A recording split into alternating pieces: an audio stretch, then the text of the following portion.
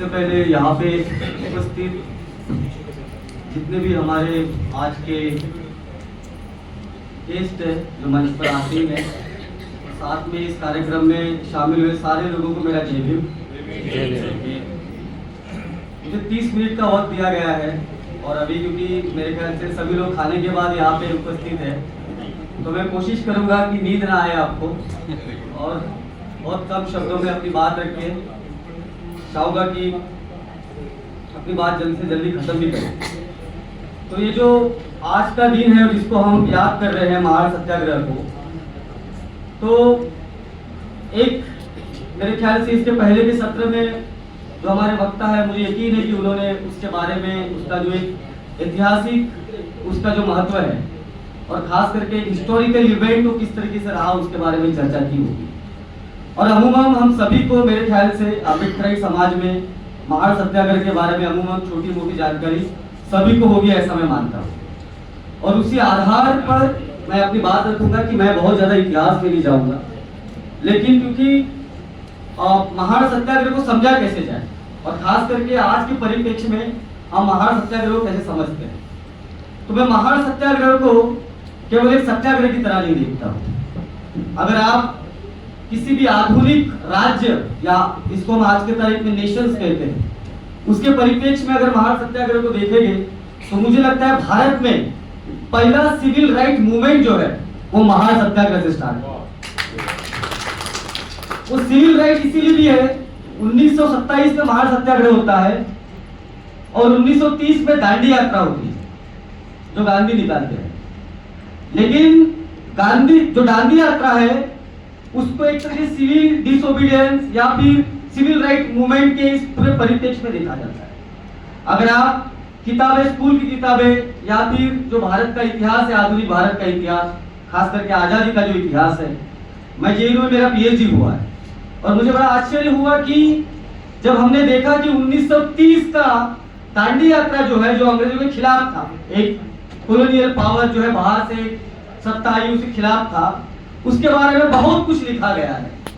लेकिन 1927 में एक बेसिक एबिलिटी के लिए, यानी पानी जो है कि पब्लिक टैंक से, एक कुएं से या फिर एक तालाब से जो नेचर ने सबको दिया है, उससे पानी पीने का जो हक है वो हक किसी समुदाय को नहीं है। और उस हक के लिए पूरे भारत में पहली लड़ाई बाबा साहब लड़ते हैं और उसके बारे में किताबों में कोई जिक्र नहीं। उसके बारे में इस तरह के जो एक इंटेलेक्चुअल क्लास है इस देश का, जो खास करके जिसको ऊंची जाति कहा कहते हैं, ब्राह्मण, बनिया और बाकी जो ऊंची जातियां है, उन्होंने काबिज करके ये पूरा एक इंटेलेक्चुअल सर्कल को काबिज करके रखा हुआ है।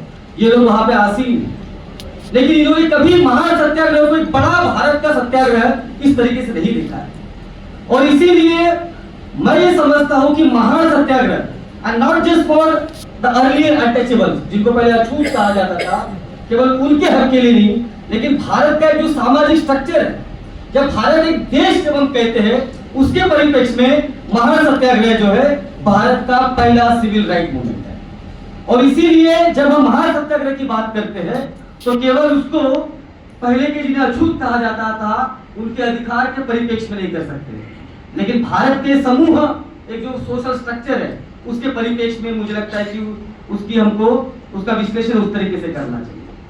तो जैसे मैंने कहा कि महार सत्याग्रह को जिस तरीके से पॉपुलर डिस्कोर्स, एक जैसे हम देखते हैं कि चाहे वो भारत का जब इतिहास की बात करी जाती है, चाहे वो टीवी के जरिए हो, चाहे वो न्यूज पत्र के जरिए हो, चाहे वो इंटेलेक्चुअल क्लास के एकेडमिक टेक्स्ट बुक के जरिए हो, तो हम जैसे मैंने कहा कि देखते हैं कि महार सत्याग्रह का उल्लेख उतनी बड़ी मात्रा में हमको नजर में नहीं आता है। तो मुझे लगता है कि अभी ये जिम्मेदारी है, जैसे मैंने कहा कि दोबारा से उस सत्याग्रह को जो बाबा साहब ने पानी के लिए किया उसके बारे में हमें एक नई चर्चा और एक नए परिप्रेक्ष्य में उसके बारे में सोचने की जरूरत है। दूसरा उसका एक पर्सपेक्टिव ये भी है, दूसरा उसका एक पर्सपेक्टिव ये भी है कि भारत में जो ब्राह्मणिज्म है, हम बार बार कहते हैं कि जब ब्राह्मणिज्म की बात करते हैं तो हम ब्राह्मणिज्म को एक केवल एक मानसिक तरीके का रोग या फिर एक मानसिकता किसी व्यक्ति या समूह की एक कास्टिस्ट सोच इस तरीके से देखते हैं। लेकिन Brahminism as a system as a thought, as a system of thought, अगर उसके जरिए देखा जाए तो ये नजर में आता है कि पूरी दुनिया में अलग अलग दबा कुचला वर्ग रहा। जैसे बाबा साहब अपने हु आर द अनटचेबल्स में लिखते हैं कि पूरी दुनिया में अलग अलग कमजोर वर्ग रहे। एक वर्ग ने किसी एक समूह ने किसी दूसरे समूह पर आक्रमण किया और अपने अपनी सत्ता को काबिज किया। लेकिन बाबा साहब कहते हैं कि भारत एक अकेला देश है कि जहां पर किसी व्यक्ति को उसके जाति के हिसाब से छोटा नहीं माना गया, लेकिन जब उसको छोटा माना गया तो उसके जो रिसोर्सेस है और खास करके जो नेचुरल रिसोर्सेस है उन पर भी उसके हक को उसका हक निकाला गया। एंड देयरफॉर कास्ट और Brahminism is not simply about psychology. इसीलिए ब्राह्मणिज्म में जाति केवल साइकोलॉजी का हिस्सा नहीं है, लेकिन आपके इर्द गिर्द जो मटेरियल कंडीशन है, जो नेचुरल कंडीशन है, उसको कंट्रोल करने का भी एक बहुत बड़ी साजिश है। और क्योंकि पानी, जैसे मैंने कहा, क्यों कि पानी तो बेसिक चीज है जो नेचर सभी को देता है। यानी जो चाहे बरसात का पानी जमीन पे गिरता हो या वो जमीन में वो रह जाता हो या बाहर कोई पेड़ हो उसकी छांव हो, ये तो नेचुरल है, ये सभी को मिलना चाहिए, राइट। लेकिन ब्राह्मणिज्म इतने बारीकी से ऑपरेट करता है कि वो बेसिक लेवल पे जाके आपके बेसिक राइट का हनन करता है, जो दुनिया में किसी भी दबे कुचले समूह के साथ नहीं हुआ। जैसे हम जो ब्लैक कम्युनिटी जिसे कहते हैं यूएस में, उनको अफ्रीका के अलग अलग देशों से जो वहां के गोरे थे, जो लैंडलॉर्ड्स थे, उन्होंने यूएस में लाया और उनको बेड़ियों से बांधा और बेड़ियों से बांध के उनको कहा कि आपको यहाँ कॉटन फील्ड में काम करना पड़ेगा और जो कॉटन रहेगा हम दुनिया भर में बेचेंगे, उससे प्रॉफिट कमाएंगे। और वहां का जो व्हाइट क्लास है, जो आज बहुत बड़ा जो दुनिया का कैपिटलिस्ट क्लास है, हम देखते हैं चाहे इलॉन मस्क और दुनिया भर के जितने बड़े बड़े जो आज कैपिटलिस्ट है, करोड़पति लोग हैं या धन्ना सेठ है, उनका जो पूरा संपत्ति का इतिहास है वो ऑपरेशन का भी इतिहास है, वो किसी को दबाने का भी इतिहास है, राइट। तो वो तो बहुत क्लियर नजर में आता है। लेकिन भारत में अगर कोई ब्राह्मण आपके घर में आके सीधा प्रॉपर्टी को नहीं छीन रहा है तो आप कहोगे कि अरे यार तो यहाँ सब सही है। लेकिन अगर सिस्टम ये कहता है कि जो नेचुरल रिसोर्सेस है इस पर आपका हक नहीं है, कि जो ये तालाब का पानी है इस पर आपका हक नहीं है, या इस पर्टिकुलर रास्ते पर आप चलते हैं इस पर आपका हक नहीं है, तो जाति केवल मानसिक नहीं है। और जाति, जैसे मैं कहता हूँ कि मैं अगर एक ब्राह्मण हूँ, मैं जाति को मानता हूँ और मैं अपने घर में जाति को प्रैक्टिस करता हूँ, तो जाति का रिप्रोडक्शन नहीं होगा, जाति दोबारा आगे नहीं बढ़ेगी। और इसलिए जाति को दोबारा आगे बढ़ाना है तो उसका रिप्रोडक्शन, उसका पुनर्जन्म बहुत जरूरी है। फिर आप पुनर्जन्म करोगे कैसे? केवल मेंटालिटी से नहीं, केवल मेंटालिटी से आप पुनर्जन्म नहीं कर सकते हो। आपको उसके लिए इंफ्रास्ट्रक्चर चाहिए। इंफ्रास्ट्रक्चर का मतलब क्या कि गांव का कुआं, गांव का रास्ता, आपके घर किस दिशा में होंगे, आप यहाँ पे नहीं चल सकते हो, आप ऐसे कपड़े नहीं पहन सकते हो, आप मूंछ नहीं रख सकते हो, आपकी स्त्रियां इस तरीके से नहीं दिखनी चाहिए, इस तरीके से ही दिखनी चाहिए। तो जो इंफ्रास्ट्रक्चर जो है, इसको सोशल इंफ्रास्ट्रक्चर हम कहेंगे, कि जो नेचुरल इंफ्रास्ट्रक्चर है या जो गांव का इंफ्रास्ट्रक्चर है, जो कम्युनिटी का इंफ्रास्ट्रक्चर है, इस पर आपका हक नहीं रहेगा। तो इसीलिए caste is not just simply about psychology, कि आप अगर मैं कहूं कि मैं ब्राह्मण हूं लेकिन मैं किसी एक दलित के साथ, जिसको दलित कहते हैं, उसके साथ खाता पीता हूं और अभी जाति खत्म होगी, नहीं, दिस इज नॉट हाउ। इस तरीके से जाति खत्म नहीं होगी। जाति का सबसे बड़ा स्वरूप रिसोर्सेज पर कब्जा करने का। और जो वाटर, जो बाबा साहब ने जो सिंबॉलिक लड़ाई थी, क्या उसके पहले हमारे लोग पानी नहीं पीते थे? अगर पानी नहीं पी रहे तो जी नहीं पाते ना।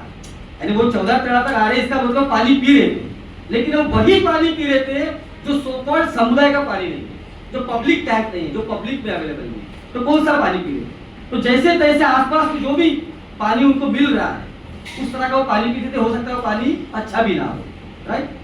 तो कहने की मैं ये कोशिश कर रहा हूँ कि जाति केवल और केवल मानसिकता की बात नहीं है। कि अगर जैसे मैंने कहा कि मैं ब्राह्मण हूँ और मैं अच्छा हूँ और मैं यहाँ पे आके जय भीम कह रहा हूँ, सब कुछ कह रहा हूँ, लेकिन उसके बाद में जब मैं बाहर निकलता हूँ तो मुझे पता है कि मैं अगर पश्चिम नागपुर में जाता हूँ तो वहां पे दुकानें पर्टिकुलर समुदाय की है।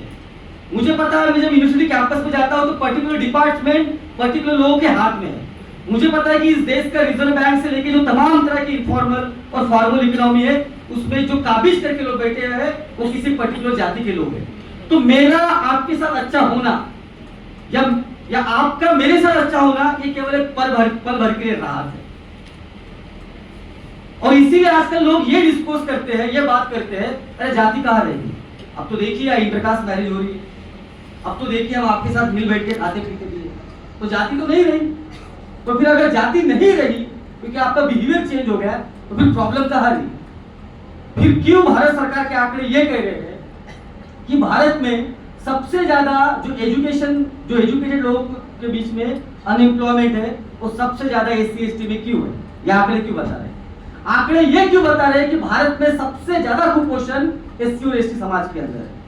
आंकड़े ये क्यों बता रहे हैं कि भारत में महिलाओं के बीच में एससी एसटी की महिलाएं एक बड़ा वर्ग बच्चा होने के बाद में उसके शरीर में इतनी ताकत नहीं है कि वो बच्चों को दूध नहीं पिला सकती है। ये मेरी रिपोर्ट नहीं है, ये WHO की रिपोर्ट है भारत के बारे में। आंकड़े ये क्यों बता रहे हैं? आप तो कह रहे हैं कि छुआछूत नहीं है, हम आपके साथ उठते बैठते खाते पीते हैं, क्योंकि हम लोगों ने भी जाति के इर्द गिर्द जो डिस्कोर्स था, जो चौड़ा कड़ा का जो डिस्कोर्स है, कुछ लोगों ने केवल उसको छुआछूत को लेकर समझा। But Baba Saheb said no, this is not simply about touchability and untouchability. Baba Saheb ने कहा ये केवल छूना और ना छूने का सवाल नहीं है।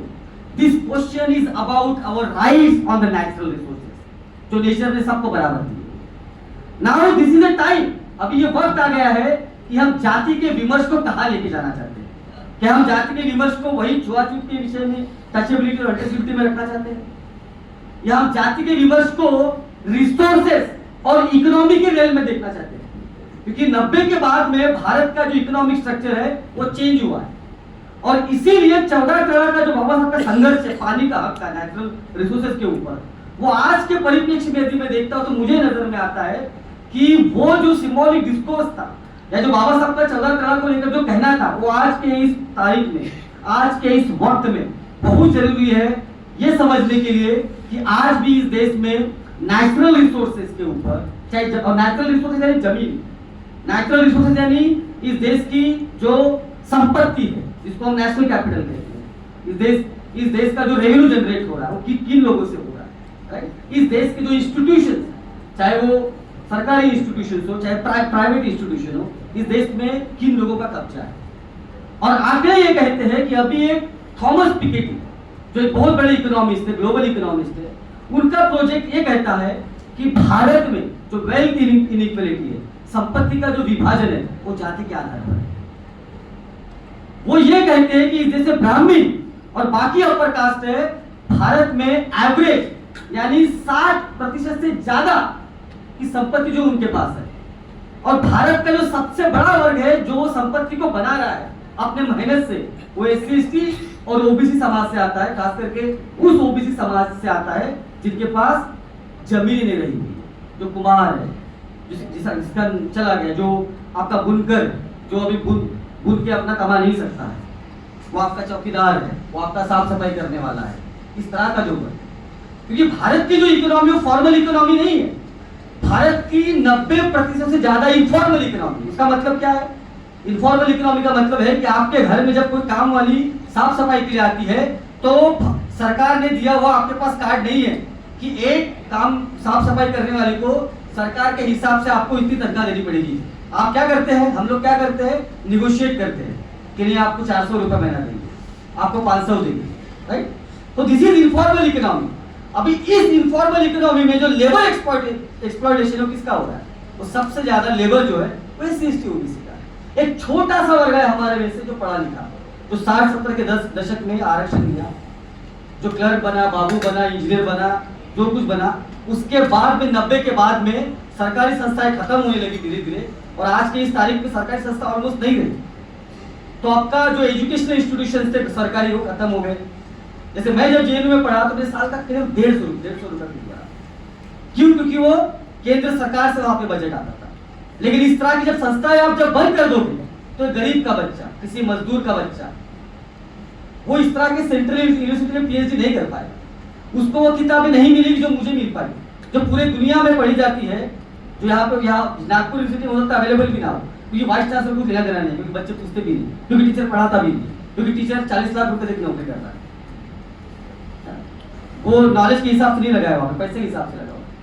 तो overall system is against us now, right? तो इकोनॉमी इस देश का ऐसा चल रहा है जहां पे इनफॉर्मल इकोनॉमी, और ये जो इनफॉर्मल इकोनॉमी है, ये इनफॉर्मल इकोनॉमी के मालिक कौन है? जमीन किसकी है? महाराष्ट्र के परिप्रेक्ष्य बात करूं तो ट्रेडिशनल जो मराठा कास्ट है, आज भी सबसे ज्यादा जमीन, आंकड़े कहते मैं नहीं कह रहा, उनके पास है। भारत में जो शेड्यूल कास्ट जो गांव में रह रहा है उसमें का around 80% schedule caste landless labour, जमीन भूमिहीन मजदूर है। ये अगेन मैं नहीं कह रहा हूं, सरकारी आंकड़े कह रहे हैं। तो शहर में सबसे ज्यादा जो मैनुअल लेबर कर रहा है वो एससी एसटी और लोअर ओबीसी, जो आपके झोपड़पट्टी में रह रहा है, चाहे दिल्ली हो, चाहे बैंगलोर हो, चाहे पुणे हो, चाहे मुंबई हो, या किसी भी तरह के कोई भी सिटी में अगर आप जाते हो तो वहां का जो एक वर्ग है जो शहर के बाहर रह रहा है, जैसे मेरी बस्ती शहर के बाहर है, अगर टेक्निकली देखा जाए तो शहर से बहुत दूर है, ये इसको पेरीफेरी कहते हैं। सेंटर बर्डी है, सेंटर रामदास पेट है, गोकुल पेट है, इस तरह का एरिया है। वहां से एक महिला सुबह निकलती है साइकिल लेके धर्मपेट में, रामदास पेट में एक बंगले में काम करने आती है, और वो जो काम करने आती है तो इस तरह की इकोनॉमी चलती है। वो एक मजदूर किसी झोपड़पट्टी से निकल के एक जगह काम करने आता है, वो 12 घंटे काम करता है, जब वो 3 घंटे काम करता है उसी में उसका एक हफ्ते का जो सैलरी निकल जाता है। बचे हुए जो घंटे जो काम करता है वो उसमें आप प्रॉफिट कमाते हैं। तो ये लेबर किसका है, राइट? और उससे संदर्भ में मैं बार-बार ये कह रहा हूं कि ये जो रिसोर्स है, लेबर इज ए रिसोर्स, लेकिन हम कभी सवाल नहीं पूछ रहे कि जो हमारा हक है इस इकोनॉमी के अंदर, वो हक कहां पे। हम अभी भी 60 और 70 के दशक की लड़ाई लड़ रहे हैं। मैं जब नागपुर में बहुत नाराज होता हूं, खासकर के आके इंटेलेक्चुअल वर्क को देखिए, वो आज भी बाबा साहब ने 1927 में क्या कहा था और 28 में क्या कहा था, 29 दिस इज बुलशिट। अगर कोई गरीब बच्चा अच्छे जगह पीएचडी करेगा ना, जैसे मेरे जैसा, तो I can give you the 100 reference और बाबा साहब कि उन्होंने क्या कहा। सवाल आज वो नहीं है, सवाल ये है कि अगर 1927 में बाबा साहब ने एक बात अगर कही थी तो आज की इस तारीख में उस बात को कैसे कॉन्टेक्चुअलाइज किया जाए। और मुझे यकीन है और मुझे लगता है कि जब भी मैं नागपुर में आता हूं, 70 और 60 के दशक में फंसे हुए, जहां पर आज भी हमारी डिमांड बाबा साहब की स्टैचू की, जहां पे आज भी हमारी डिमांड किसी बुद्ध विहार को बनाने की डिमांड है, and we are stuck there. हम आज भी उसके बाहर नहीं जा पा रहे। अगर हम ये सवाल पूछेंगे कि इस देश की इनफॉर्मल इकोनॉमी जो भारत सरकार को 70 से 80% जीएसटी कमा के दे रहा है, उस इकोनॉमी के अंदर हमारा हिस्सा है। We are asking this question. पूरी दुनिया में जो वर्किंग क्लास है, मजदूर वर्ग है, और इस देश का मजदूर वर्ग एससी एसटी ओबीसी है, वो केवल यह सवाल पूछ रहा है कि मेरी आइडेंटिटी का क्या। चलो ठीक है, आपको बाबा साहब का स्टैचू बना दिया, आपका एयरपोर्ट भी बाबा साहब के नाम पे कर दिया, लेकिन आपके एयरपोर्ट में जो फ्लाइट लेके चलने वाले लोग हैं ना, वो आप नहीं, या आप में से चुनिंदा लोग हैं। जो एयरपोर्ट में आपका पैखाना साफ करने वाले लोग हैं, वो आपके समाज के लोग हैं। मैं कहता हूं कि अगर एयरपोर्ट के बाहर बाबा साहब का नाम और स्टैचू नहीं भी रहेगा, लेकिन अगर मेरे समाज का व्यक्ति पैखाना साफ करने वाला ना होके अगर वो फ्लाइट में चढ़ने वाला हो और या फिर वो फ्लाइट चलाने वाला हो, तब असली बदलाव होगा। और रूलिंग क्लास तो चाहता ही यही है कि आप किस आइडेंटिटी के डिस्कोर्स में फंसे रहे। रूलिंग क्लास दबे कुचले समाज को हमेशा यही कहता है, एक टुकड़ा फेंक दिया, ये लो बाबा साहब का स्टैचू, एक टुकड़ा जब खुश हो जाओ, चलो मैंने दलित के साथ रोटी खा ली, अरे मैंने किसी जिसको लोग भंगी बोलते हैं उसके साथ उसके पैर धो दिए, आप खुश। लेकिन बाबा साहब का डिस्कोर्स जो 14 तारीख का बाद का भी जो बाबा साहब का संभाषण है, वो इस तरह का नहीं है। इवन फॉर दैट मैटर, जब टेंपल एंट्री बाबा साहब कर रहे तो कह रहे कि मेरा मकसद ये नहीं है मैं मंदिर में जाने के लिए मेरे लोगों के संघर्ष करूं। दिस इज सिंपली सिंबॉलिक, ये केवल एक सिंबॉलिक प्रोटेस्ट है।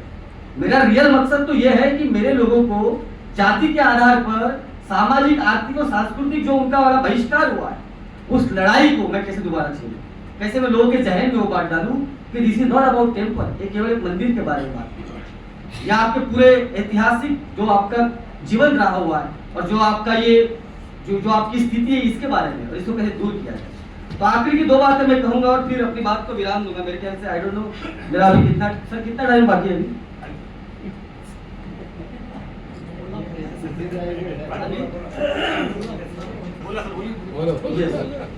तो मैं अभी जो दूसरी बात करने वाला वो ये है कि आप इस परिप्रेक्ष्य में देखिए कि बुद्धा के बाद में एक जो हमको पता है बाबा साहब भी लिखते हैं रेवोल्यूशन काउंटर रेवोल्यूशन में कि बुद्धिज्म को खत्म नहीं, लेकिन बुद्धिज्म को यानी एक छोटा फोर्स बनाने के बाद में, एक बुद्धिज्म यानी बुद्ध गया को कब्जा करने के बाद, भिक्खुओं को मारने के बाद, यानी पुष्पमित्र शुंग के इस्टेब्लिशमेंट जब हो रहा है, तो हम देखते हैं ब्राह्मणिज्म आ रहा है, और उस समय से एक ऑथोरिटी है, ब्राह्मणिज्म इज ऑथोरिटी।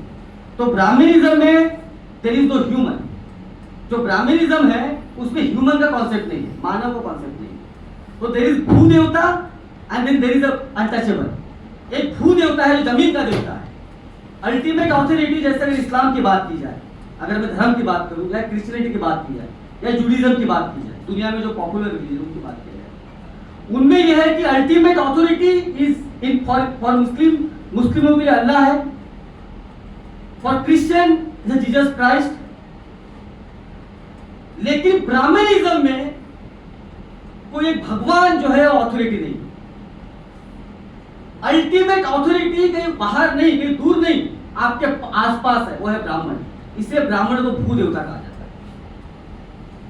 जैसे बाकी धर्म में भगवान कोई और है, आप केवल मनुष्य हो, तो आप यदि मनुष्य हो तो आप छोटे हो, और बाकी जितने मनुष्य है भगवान के नीचे है। ब्राह्मणिज्म ये नहीं, ब्राह्मणिज्म ये है कि आप सारे लोग छोटे हो, और जो ब्राह्मण है वो भू देवता है, वो अपने आप में भगवान है। तो जो सोवरेन पावर है, जो अल्टीमेट शक्ति है, तो कहीं दूर नहीं है, कहीं पहाड़ के बाहर नहीं है, कहीं वो आसमान में नहीं है, वो आपके आसपास है, जो ब्राह्मण है। और अगर ब्राह्मण ऑथोरिटी है, वो भगवान है, और आप जो है अछूत हो, आप इंसान नहीं हो, आप अछूत हो। There is this Brahmin authority and then there is polluted authority, कि आपका छूना भी पॉल्यूट कर जाएगा। तो ब्राह्मणिज्म में इंसान का कॉन्सेप्ट नहीं है, क्रिश्चियनिटी भी इंसान का कॉन्सेप्ट है, इस्लाम में भी इंसान का कॉन्सेप्ट है, मनुष्य का कॉन्सेप्ट है, एंड बुद्धिज्म में तो शुरुआत ही इंसान से होती है और खत्म भी इंसानियत पर होता है। Buddhism is the only religion, अगर उस परिप्रेक्ष्य में मैं उसको रिलीजन कहूं, तो Buddhism is the only religion जिसकी शुरुआत मनुष्य से होती है और मनुष्य पर खत्म होती है, उसे कल्याण के लिए खत्म होती है। तो कहने की मैं ये आपको बात क्यों कह रहा हूं, तो बुद्धा के बाद में ब्राह्मणिज्म जब इस्टेब्लिश हुआ, तो ब्राह्मण एक अथॉरिटी बना कि जो ब्राह्मण कहेगा वो सब कुछ है। भक्ति टाइम में एक संघर्ष स्टार्ट होगा, चाहे वो रविदास जी के जो बेगम पूरा उन्होंने लिखा, एक ऐसा समाज, ना कोई छोटा है, ना कोई बड़ा सी, ना कोई छोटा सी, सभी एक जैसे है, रविदास जी ने कहा। राइट? चाहे चोखा मेला पंढरपुर में जाके पंढरपुर टेम्पल के आगे बैठे कहते हैं कि विठल, मैं तो बाकी भक्तों से ज्यादा भक्ति कर रहा हूं, मेरा खाना पीना से लेके सब कुछ छूट गया, मेरे भक्ति में ऐसी क्या कमी रही। ये एक दूसरा भक्त जो छोटी सी भक्ति करके भी तेरे मंदिर में आ सकता है, तुझे छू सकता है, लेकिन मुझे अधिकार नहीं है कि मैं वहां पर अंदर भी आ सकता हूं। ये विठल अपने चोखा मेला अपने आवाज में। तो एक तरीके से नई शुरुआत हुई जाति को आर्टिकुलेट करने की, जाति की जो विषमता है उसके खिलाफ बात करने की एक नई शुरुआत हुई, जिसको हम भक्ति मूवमेंट कहते हैं, चाहे वो कबीर जी के द्वारा, चाहे रविदास जी के द्वारा, और जैसे मैंने कहा चोखा मेला जी के द्वारा। तो उस समय में ऑथोरिटी फिर भी एक डिवाइन ऑथोरिटी जो है वो ब्राह्मण है या उसके भगवान है। जब अंग्रेज इस देश में आते हैं तो ब्राह्मण ऑथोरिटी को पहला खतरा होता है, क्योंकि अंग्रेज अभी ये कह रहे हैं कि गांव का ब्राह्मण नहीं, गांव का सरपंच नहीं, लेकिन मैंने चुना हुआ व्यक्ति अभी अल्टीमेट निर्णय देगा। एक नई ऑथोरिटी की शुरुआत हो रही है, जो कॉलोनियल स्टेट, जो अंग्रेज एक नया राज्य के निर्माण कर रहे हैं, उस राज्य के निर्माण में एक नई अथॉरिटी आ रही है। वो अथॉरिटी ये कह रही है कि आपके पास हक है। जैसे बाबा साहब जब 14 कला का सत्याग्रह कर रहे हैं तो किसके रेफरेंस में कर रहे हैं, वो कॉलोनियल पुलिस और स्टेट को बोल रहे हैं कि we the untouchable of this country have a right to fight for our natural resources. Right? तो वो सरकार की अनुमति लेके 14 कला का सत्याग्रह कर रहे हैं, टेंपल एंट्री मूवमेंट कर रहे हैं। क्यों?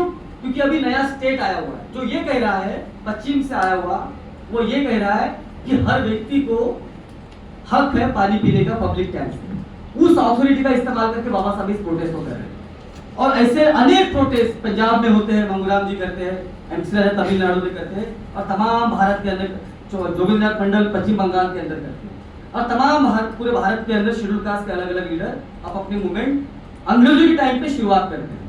पहली बड़ी मूवमेंट अंग्रेजों के टाइम पे शुरुआत हुई, भक्ति मूवमेंट के बाद। जैसे ही भारत देश आजाद होता है तो भारत देश ये क्लेम करता है कि हम अभी एक we are a democratic republic, we are a nation, हम अभी एक देश है और इस देश का भी एक संविधान है। और संविधान ये कहता है कि संविधान एक बड़ी ऑथोरिटी है, सुप्रीम कोर्ट से ऊपर भी, गवर्नमेंट से ऊपर भी, किसी नेता, किसी पंडित, किसी धर्म से ऊपर भी ultimate authority is a Indian constitution. अभी ये जो इंडियन कॉन्स्टिट्यूशन है, खास करके इस देश के दबे कुछ लोगों ने अपने दिल से लगा के रखा। मुझे याद है मेरी जो नानी थी उसको पढ़ना लिखना नहीं आता था, लेकिन संविधान के बारे में अगर आप कुछ एक शब्द गलत है तो आपको गाली देने लग जाएगी, क्योंकि जो संविधान है वो केवल एक डॉक्यूमेंट नहीं बन के रहा, लेकिन वो हमारी पहचान बन गई। क्यों? क्योंकि बाबा साहब ने उस संविधान को लिखा।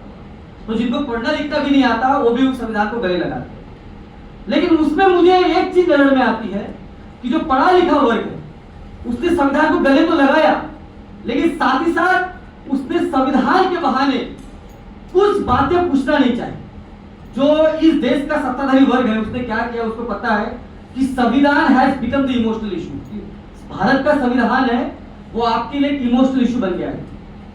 इसीलिए हर पार्टी, हर सत्तारूढ़ पार्टी ये कहती है कि हम संविधान को मानते हैं, संविधान के सामने नतमस्तक होते हैं। लेकिन उसी संविधान का सहारा लेते हुए,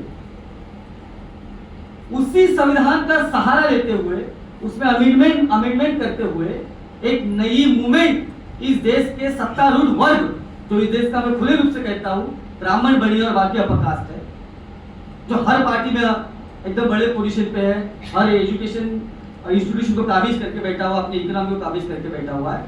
इन्होंने ये कहा कि चलो आपके संविधान से प्यार है ना, तो हम आपको संविधान के थ्रू ही दोबारा से एक अंधकार की दिशा में लेके जाएंगे। वो कैसे? वो ऐसे कि आपको ये कहेंगे कि संविधान बाबा साहब ने लिखा है ना, तो बाबा साहब के नाम पे हम अलीपुर बंगले को एकदम बड़ा बना देंगे, हम म्यूजियम बना देंगे, हम बुद्ध विहार बना देंगे, हम ये करेंगे वो करेंगे। लेकिन साथ ही साथ जो आपकी प्रॉपर्टी है, जो पब्लिक प्रॉपर्टी जिसे कहते हैं, पहली बार जो सरकारी संस्था है उसको बेचेंगे और अडानी अंबानी के हाथ में दे देंगे संविधान के हिसाब से। You can not fight anymore.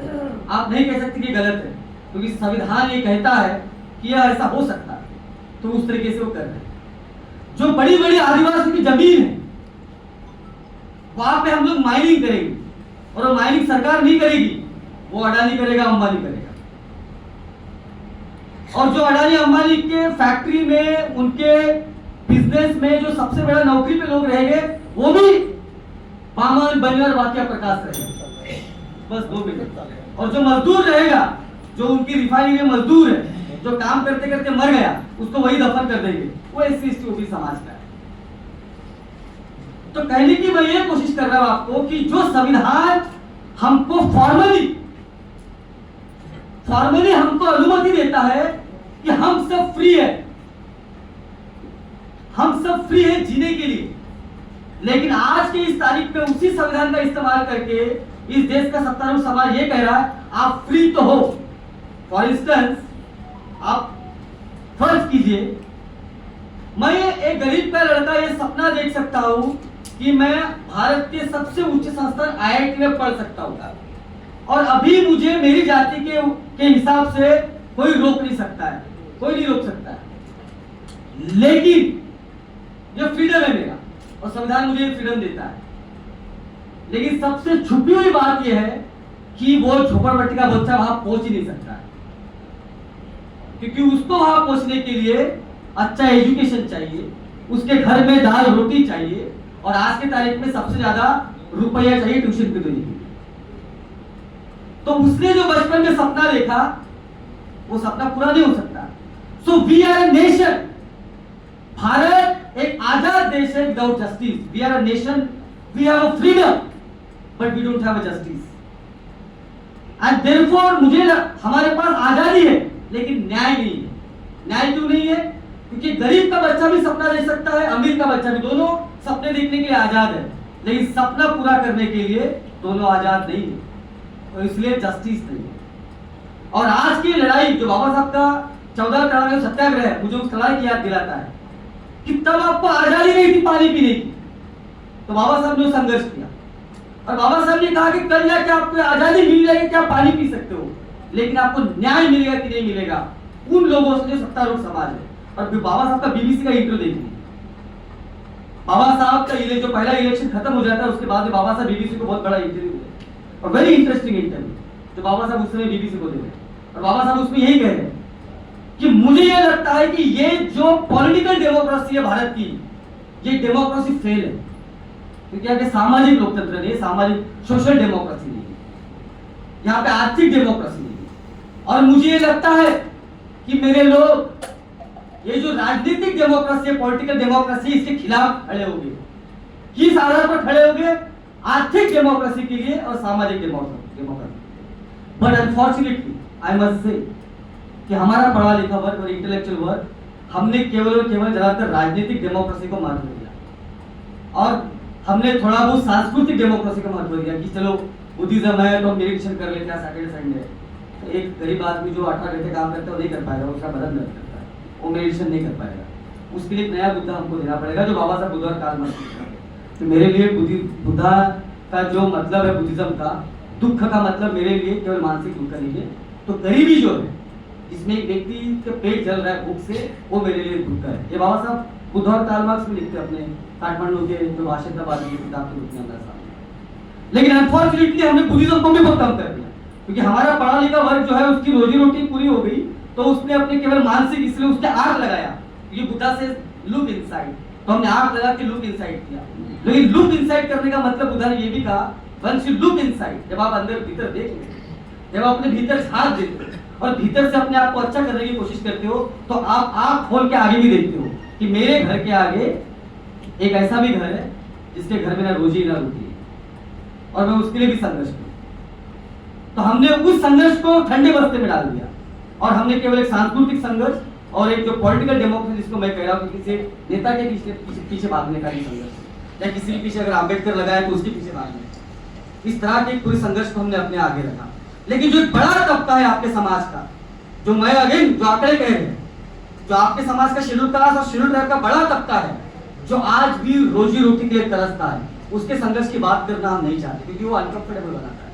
उसमें मेहनत है, उस पर रोजमर्रा का झोला उठा के वो बस्तियों में काम करने का है। उसमें केवल स्टेज पे आके भाषण देके नहीं चलेगा, तो वो गली कुचली में, वो दूर दराज में, वो कस्बों में जाके, जैसे कांशीराम साहब को मैं इसलिए मानता हूँ कि उन्होंने एक चीज तोड़ी महाराष्ट्र के कॉन्टेक्स्ट में खास करके। जैसे महाराष्ट्र में हर नेता सूट बूट में बाबा साहब की तरह दिखना चाहता है और भाषण देना चाहता है, उसकी बहुत इच्छा होती है।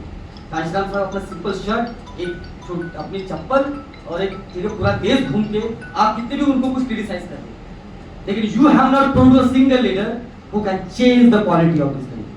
It was only because of the Kanshiram साहब एक नया विमर्श आया और पूरे भारत में एक ऐसे राज्य में सरकार बनाई जहां पर जाति की दूती होती है ना। वो इसलिए भी हो पाया क्योंकि कांशीराम साहब घूमे। कांशीराम साहब ने ये कहा कि मैं चप्पल पहनूं, मेरे पास भले ही एक शर्ट है सिंपल सा प्लेन सा, मैं उसको लेकर घूमूं, लेकिन मैं वहां बदलाव करूंगा जहां पर बदलाव की जरूरत है, केवल उन कॉलोनी में नहीं जहां पर लाइट जल रही है। तो इसी के साथ मैं अपनी बात खत्म करूंगा और आपसे रिक्वेस्ट करूंगा कि आने वाला समय मुझे लगता है बहुत कठिन, क्योंकि आंकड़े वो कह रहे हैं, सरकारी आंकड़े कह रहे हैं, वो तो और छोटा नंबर बता रहे हैं। हम जैसे रिसर्च और जेयू से पढ़े हमको पता है कि वो आंकड़े और भी भयानक है। और ये स्थिति को अगर हमको बदलना है तो 14 पेड़ा का जो पानी का संघर्ष था, वो पानी का संघर्ष आज भी जिंदा है। हो सकता है कि आज हम पानी हर जगह पी लें, लेकिन पानी एक सिंबॉलिक है। आप देखिए आज आपके घर में अगर मैं पानी का भी उदाहरण दूं तो फिल्टर किसके घर में होगा? अच्छा पानी पीने का हक किसको है? जिसके जेब में रुपया है। मेरे बस्ती में जो पानी आता है उसका स्मेल आता है, उससे लोगों को बीमारी होती है। और ये लोग कौन है? ये लोग कोई बामन है, कोई कुलकर्णी है, कोई देशपांडे है, कोई मल्होत्रा है, कोई खत्री है? नहीं, ये तो लोग वही है जो आप तो मेरे सरनेम के, कोई मेश्राम है, कोई गुंडाने है, कोई लोखंडे है। बॉम्बे में जाओगे तो तांबड़े है, कहीं बाहर तमिलनाडु में जाओगे तो वही स्थिति है, कहीं इधर जाओगे हर जगह वही स्थिति है। तो पानी का संघर्ष अगर मैं उस संदर्भ में अगर भी बात करूं तो तब हमको पानी पीने की आजादी नहीं थी, आज आजादी है। लेकिन कौन सा पानी पीने की आजादी है? वो पानी जो जानवर पी सकते हैं। क्योंकि सरकार तो ये कहती है कि हम जो टैक्स पेयर है उनकी बात सुनेंगे। आप तो जो है टैक्स पेयर नहीं है, आप तो वेलफेयर सब्जेक्ट है, आपको देना पड़ता है, आपको चावल देना पड़ता है, आपको दाल देनी पड़ती है, तो आपकी बात क्यों सुने हम तो उनकी सुनेंगे जो सो कॉल्ड टैक्स पेयर है। इसलिए हमारी फाइनेंस मिनिस्टर जो टैक्स पेयर सो कॉल्ड चिल्लाने लग जाता है तो कहते कि हम टैक्स स्लैब को कम कर देंगे, लेकिन जमीन पे अगर कोई व्यक्ति लड़ रहा है कि हेल्थ, वाटर, फूड, एजुकेशन ये पूरे दुनिया में समान होना चाहिए और हर किसी का हक है कि वो उसको मिले, उसको जेल में डाल देंगे, एंटी नेशनल बोल दिया और दुनिया भर का। तो मैं यही कह रहा हूं कि अम्बेडकराइट डिस्कोर्स भी अब ये टाइम आ चुका है, अब ये टाइम आ चुका है कि अम्बेडकराइट डिस्कोर्स भी उस आइडेंटिटी से निकले, उस ठंडे बस्ती से निकले, जो तमाम आपकी बड़ी मेजोरिटी जो है वो पानी के लिए, रोजी रोटी के लिए, शिक्षा के लिए तरस रही है, उनके बीच में जाके एक नया संघर्ष हम निर्माण करें, उनके बीच में काम करें। इसी के साथ मैं अपनी बात खत्म करता हूँ। जय हिंद। Thank you.